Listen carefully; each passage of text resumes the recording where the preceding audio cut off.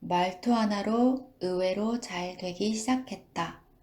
오시마 노부요리 지음, 장은주 옮김, 위즈덤 하우스. 지은이, 오시마 노부요리. 25년 동안 7만 7천 명의 미소를 되찾아준 심리 카운슬러이다. 오랜 시간 마음의 대화를 나누며 치료하는 과정에서 사람들이 공통적으로 내뱉는 말에 주목하게 됐고, 그 사람이 평생 떠안고 있는 문제의 원인이자 해결책이 평소 무심결에 쓰는 말투와 관련 있음을 깨닫게 됐다. 저자가 실제 상담을 통해 얻은 생생한 정보를 토대로 고통에서 즉각 벗어날 수 있는 말버릇 솔루션을 알려준다. 나에게 나쁜 말버릇이 생긴 심리적 배경부터 차근차근 짚어주기에 객관적으로 나 자신을 바라보고 무리하지 않고도 되고 싶은 나로 인생을 변화시킬 수 있다. 원하는 나를 만드는 잘해왔고 잘하고 있고 잘하게 될 거야. 자신의 말투를 재점검해보면 말투가 무의식 중에 현재의 자신을 이상형에서 점점 멀어지게 하고 있다는 것을 알 수 있다.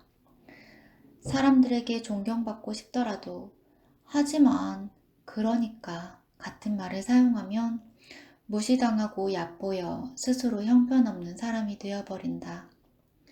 한 남성은 건강해지고 싶은데 항상 몸을 망치고 있었다. 스트레스가 산처럼 쌓이고 쌓인 결과 중요한 시점에서 몸이 망가지고 만 것이다. 다른 사람은 똑같이 일해도 건강한데 왜 나만 이 모양일까? 하고 쉴 새 없는 고민이 이어졌다. 이 남성의 행동을 점검해보니 일을 마치고 집에 오면 오늘도 수고했어 라고 말한 후에 이런 바보 같은 이라는 말을 자주 덧붙이고 있었다. 수고했다고 생각하는 것과 동시에 왜 더 일을 잘할 수는 없었을까?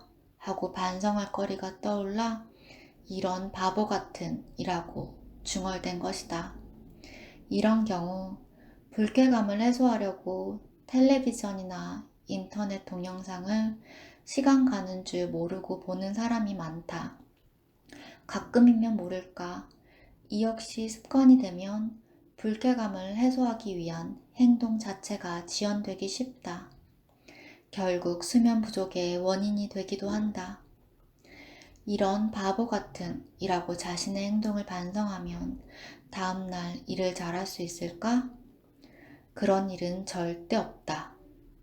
그날 있었던 좋지 않은 기억을 일부러 파헤쳐 머릿속을 스트레스로 가득 채우느라 잠도 못 이룰 것이다. 이런 바보 같은 이라는 분노의 감정이 솟구치면 잘하고 있어 라고 말투를 바꿔보자. 큰 실수를 했거나 불쾌한 기억이 떠오르면 잘하고 있어 라고 말한다. 그러면 이런 바보 같은 이라고 말했을 때와 달리 진짜 잘한 일들이 기억 속에서 되살아난다. 스트레스가 쌓이지 않을 뿐더러 텔레비전이나 인터넷으로 불쾌감을 없앨 필요가 없어져 바로 잠자리에 들 수 있다. 앞에 소개한 남성은 밤에 잘하고 있어 라고 말하며 잠들고 아침에 건강해질 거야 라고 말하며 조깅을 했다. 그렇게 불쾌감에서 벗어나자 이전까지 작심 3일로 끝났던 조깅도 계속할 수 있었고 자신이 이상적이라 생각했던 건강한 사람에 점점 가까워져 갔다. 그는 지금까지 반성이 중요하다 라는 가르침을 받으며 살아왔다고 한다. 물론 반성도 좋지만 의존증 치료에 관여했던 내 경험에서 말하자면 반성은 하면 할수록 같은 실수를 반복하게 만드는 경향이 있다. 또 실수했어? 역시 난 안 돼 라고 반성하면 뇌에 스트레스가 쌓이고 그 스트레스를 해소하기 위해 의존할 대상을 찾는다. 반성하지 않으면 뇌에 스트레스가 쌓일 일이 줄어 무언가에 의존하지 않아도 편안해져 나에게 가장 필요한 것을 자유롭게 선택할 수 있다. 나를 꾸짖고 단련하는 당근과 채찍보다 당근과 당근이 내가 바라는 이상적인 모습에 가장 가까워지는 지름길일 수 있다.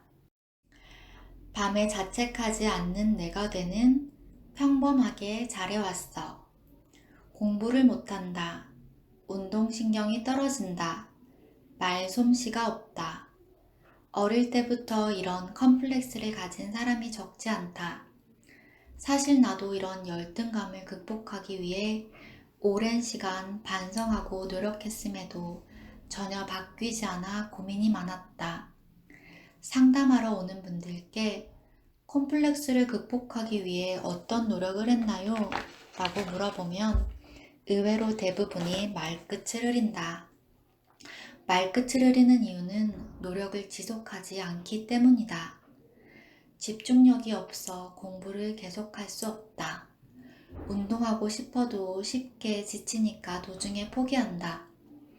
커뮤니케이션 책을 사서 실천하려고 해도 작심삼일로 끝나 역시 난 안 돼 라고 다시 반성 모드에 들어간다. 당근과 채찍의 말로 스스로 반성을 촉구하느라 뇌에 스트레스가 쌓여 피곤해서 더는 못하겠다고 말하며 나가 떨어지게 된다. 왜 당근과 채찍의 말을 사용하면 사용할수록 오히려 스트레스가 쌓이는 것일까? 당근과 채찍이 효과적으로 작용하지 않는 사람은 대부분 밤에 스스로 반성 모드에 들어간다. 앞에서 소개한 남성도 그랬다. 밤에 스트레스를 받은 뇌는 스트레스를 해소하지 못하고 계속 쌓이고 쌓여 나란 인간은 역시 바뀌지 않는다며 점점 힘이 빠진다. 내가 원하는 나의 이상이 지금의 나보다 훨씬 높은 곳에 있어 닿기 어렵다면 미련 없이 버리자. 높은 이상을 쫓아갈 수 없는 나에게 초조해져 지금의 난 절대 안 돼 라고 최악의 상황에 빠질 뿐이다. 이상이 높으면 웬만큼 성장하지 않는 한 바뀌지 않는 나에게 채찍만 휘두르게 된다. 점점 피로가 쌓여 역시 난 안 돼를 반복하다가 뇌에 스트레스가 쌓여 어느 날 털썩 주저앉아 버린다. 그러기 전에 이상을 낮게 설정해보자. 그때 필요한 말투가 나 정도면 평범하게 잘해왔어 이다. 사실 이상이 높은 사람은 평범함을 싫어하는 경향이 있다. 평범해서는 인정받을 수 없다고 생각한다. 특별하지 않으면 사랑받을 수 없다고 생각하니 평범함을 싫어하게 된다. 따라서 일부러라도 평범한 게 좋다는 사고를 뇌에 주입할 필요가 있다. 그것이 평범하게 잘해왔어 이다. 이상을 낮게 설정하면 자신이 꽤 잘하고 있다는 생각이 들어 뇌에 스트레스가 쌓이지 않는다. 그러면 포기하지 않고 행동을 계속할 수 있다. 또 이상에 착실하게 다가가고 있음을 실감할 수 있다.